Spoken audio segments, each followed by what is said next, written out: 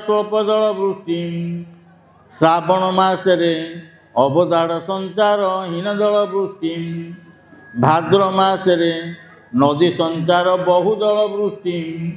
आश्विन मासरे दाड़ संचार हीनजल वृष्टि कार्तिक मासरे नदी संचार बहुजल वृष्टि अतएव ये संवत्सर देवमंडलम वर्तमान संवत्सर नाम काल बैशाख मास 30 दिन मे 13 तारीख मंगलवार संवत्सर नाम सिद्धार्थ हेबे जुगंग नाम अश्विनी पुत्र अंगिरसंग नाम इद्यवत्सरम यार अधिपति चंद्र हेबे विद्युतंग नाम चंचला गर्जंग नाम गर्जित मंडल नाम अन्नल वायुंक नाम वायु नागंक नाम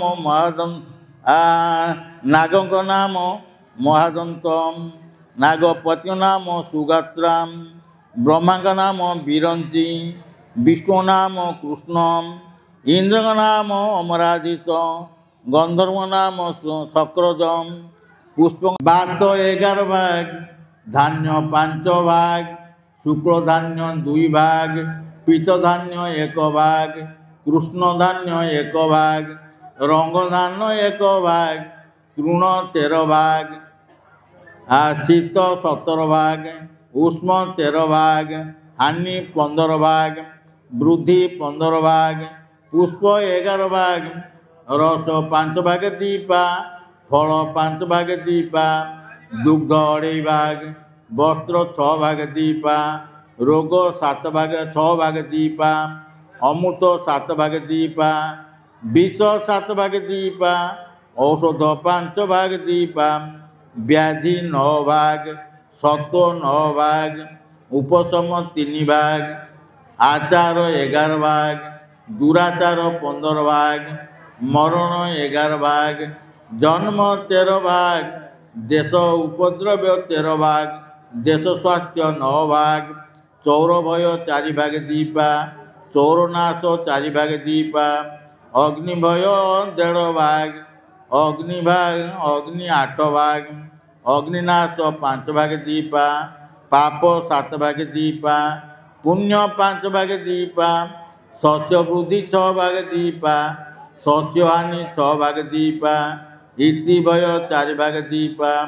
स्वर्ण 6 भाग रौप्य 4 भाग ताम्र 7 भाग कांस्य 14 भाग पीतल 13 भाग लौह 9 भाग सीसा 3 भाग रंग 6 भाग हिंगुल 12 भाग खरपर 6 भाग कर्पूर 13 भाग अगरु 11 भाग कस्तूरी 17 भाग कुंकुम 17 भाग चंदन 15 भाग तैल 17 भाग तिक्त 15 भाग इति भाग संख्या अतपर चंद्रग्रहण राहुग्रस्त खग्रास चंद्रग्रहण 2025 मसीहा सेप्टेम्बर 7 तारीख ए दिन भाद्रव मास शुक्लपक्ष पूर्णमी हिंदू पूर्णमी दिन चंद्रग्रहण संगठित एवं यह ओडिशा को दृश्य हेतु यह पालनीय अटे अन्यटी केतुग्रस्त कंग्रस्तोदय चंद्रग्रहण मार्च 3 तारीख 2026 मसीहा दोल पूर्णमी दिन यह ओडिशा को ये चंद्रग्रहण ओडिशा को दृश्य हेतु